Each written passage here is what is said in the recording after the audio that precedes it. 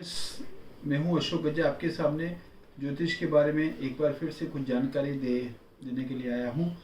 आज का जो विषय है वो ज्योतिष क्या है, ज्योतिष में किस तरह से कुंडलियां काम करती है, ज्योतिष क्या है उसके बारे में आपको थोड़ा और भी इसके बारे में बताऊंगा। तो जबकि कल मैंने जैसे कि बताया था कि कुंडली के जैसे कि 12 खाने होते हैं, 12 बॉक्सेस में जन्म समय और स्थल और जन्म टाइम के हिसाब से वो पूरी कुंडली बनती है। वो परमानेंटली रहती है, वो हर मतलब जन्म से लेके मृत्यु तक वही कुंडली रहती है। खाली उसमें क्या होता है, जो ग्रह है वो गोचर के जो वर्तमान ग्रह है वो चेंज होते रहते हैं, और जिस तरह से वो चेंज होते हैं उस हिसाब से जो भी जातक है, वो जो भी बंदा है, उसको उस हिसाब से फल शुभ या अशुभ मिलता है। क्योंकि जन्म जो समय होता है उसके हिसाब से जो नक्षत्र बनता है, नक्षत्र से जैसे कि धनिष्ठा नक्षत्र, तो धनिष्ठा नक्षत्र का जैसे कि मालिक है मंगल, तो उसको मंगल की महादशा में जन्म हुआ है। मंगल की महादशा के हिसाब से उसमें अंतर्दशा प्रति अंतर्दशा होती है, तो वो विषोत्तरी महादशा इस तरह से काम करती है। ठीक है, तो नक्षत्र के हिसाब से जो उसका मालिक है उसकी दशा बैठती है। जैसे कि शनि का है तो शनि की 7.5 होती है, गुरु का शुभ फल मिलता है। इसी तरह से अभी मैं आपको बताऊंगा कि जैसा कि दूसरा स्थान है, दूसरा स्थान जैसे है वो धन स्थान है, कुटुंब का स्थान है। तो धन स्थान में जो कि व्यक्ति है, जैसे कि वो आवक उपार्जित करता है, जैसे कि ग्रह के हिसाब से, चाहे वो मतलब शनि पावरफुल है तो बंदा नौकरी ही करेगा, छठा स्थान पावरफुल है तो वो पर्सन, वो व्यक्ति, वो नौकरी ही से ही उसको लाभ मिलेगा। जैसे कि छठे स्थान की तब हम ज्योतिषी लोग देखते हैं कि उसका छठा स्थान पावरफुल है या 10वां स्थान पावरफुल है। छठा, 10वां और दूसरा स्थान, वो तीनों स्थान की मिला के हम प्रिडिक्शन कर पाते हैं कि इसको लाइफ टाइम नौकरी करनी है, बिजनेस करना है, या नौकरी और बिजनेस दोनों को 100 दोनों मिलके करिए। उसके साथ ही भाग्य स्थान का भी देखना जरूरी है। जैसे कि भाग्य स्थान है, भाग्य स्थान में अगर वो राहु बैठा हुआ होता है तो राहु जो है वो भाग्य स्थान की हानि करेगा, तो ऑब्वियसली इस बंदे को किसी भी हालत में बिजनेस नहीं करना चाहिए। अभी जैसे कि पार्टनरशिप है, पार्टनरशिप के लिए 7वां स्थान देखा जाता है। 7वें स्थान में अगर कोई अशुभ ग्रह है, जैसे शनि है, राहु शनि है, सूर्य राहु है, ऐसे जो भी अशुभ युति जो बनती है, तो उस बंदे को अगर पार्टनरशिप करेगा तो उस बंदे को विश्वासघात होगा और किसी भी हालत में उसको प्रोग्रेस पार्टनरशिप में नहीं मिलेगी।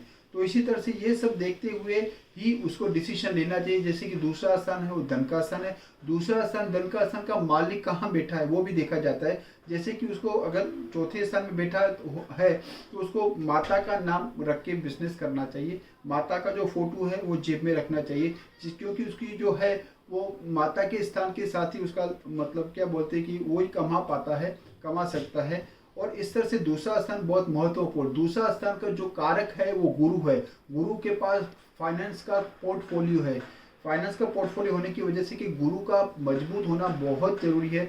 अगर आप नौकरी करते हो, बिजनेस करते हो, या आपके पास मार्केटिंग का काम है या एजेंसी का काम है, मगर अगर दूसरा स्थान का गुरु पावरफुल नहीं है तो आप चाहे नौकरी करो, चाहे बिजनेस करो, चाहे एजेंसी, आपके पैसे में बरकत नहीं आएगी, वो हकीकत है।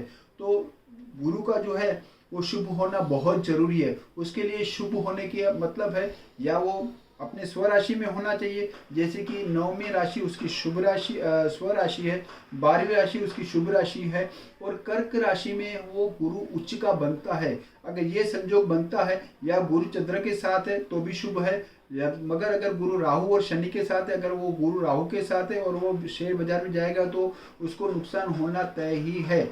या वो किसी को पैसे उधार देगा तो वापस आने का कोई चांस ही नहीं रहता है, या किसी में अगर पैसे डालेगा तो उसमें भी उसको नुकसान ही पड़ेगा।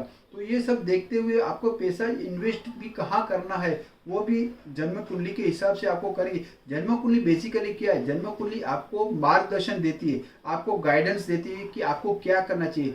जिस तरह से आप उस मार्गदर्शन, अगर आपको सही ज्योतिषी मिल जाता है और आपको सही मार्ग दिखाता है तो आपके नुकसान न होने की वजह से, मेरे पास ऐसी बहुत सारी कुंडलियां हैं जिन्होंने शेयर बाजार में उनको काफ़ी नॉलेज था और शेयर बाजार में पैसे इन्वेस्ट किए और लास्ट में उनको नुकसान ही पड़ा। उनका एक ही रीजन था, गुरु का 12वें स्थान में होना या गुरु राहु की युति।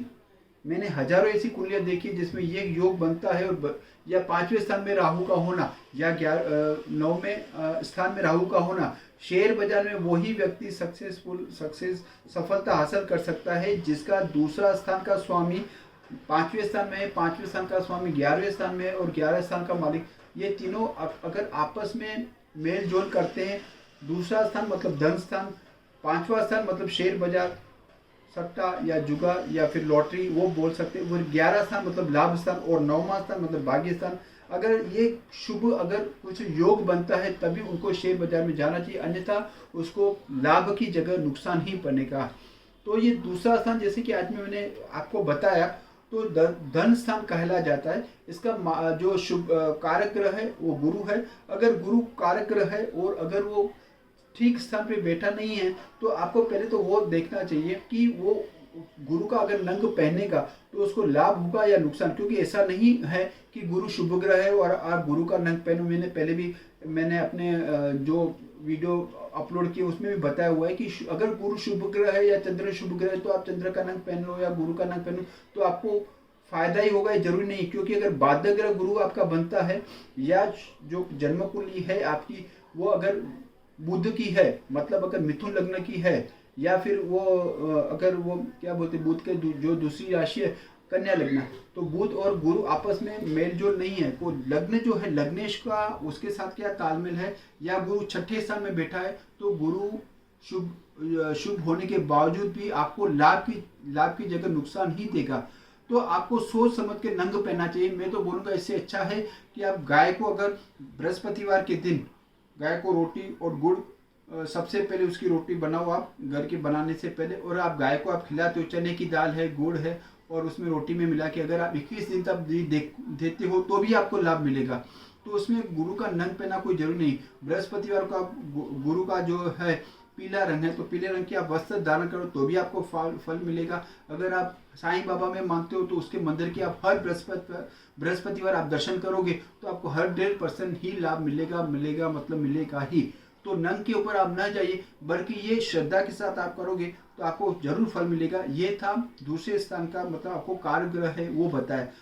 बाकी के जो है वो जन्म लग्न आपका किस राशि का है, जैसे कि मकर लग्न का है तो दूसरा स्थान भी शनि बनेगा, ठीक है। तो शनि का वो मालिक दूसरे स्थान में है या कहाँ बैठा है वो देखने के बाद ही आपको धन का उपार्जन कहाँ से मिलेगा वो बताया जा सकता है। अगर आपने अब तक सब्सक्राइब नहीं किया है तो आप सब्सक्राइब करें। अगर आपको लगे कि ये मैं आपको सब अच्छा बता रहा हूँ, आपको ये वीडियो अगर अच्छा लगे तो आप लाइक करना। और आपको यदि कोई भी सवाल हो तो मैंने डिस्क्रिप्शन में मेरा नंबर लिख के मैं आपको भेजता हूँ, तो उसमें आप अगर क्वेश्चन करेंगे तो मैं उसका भी आंसर दे सकता हूँ। तो ये है मेरे 28 साल का तजुर्बा है। उस तजुर्बे से मैंने लाखों तो नहीं बोलूँगा लेकिन बहुत सारी कुंडलियाँ देखी है। उस कुंडली का जो निचोड़ मैंने देखा है वो निचोड़ को देखते हुए मैं आपको मार्गदर्शन देने की पूरी कोशिश करूँगा। आज के लिए इतना ही, धन्यवाद।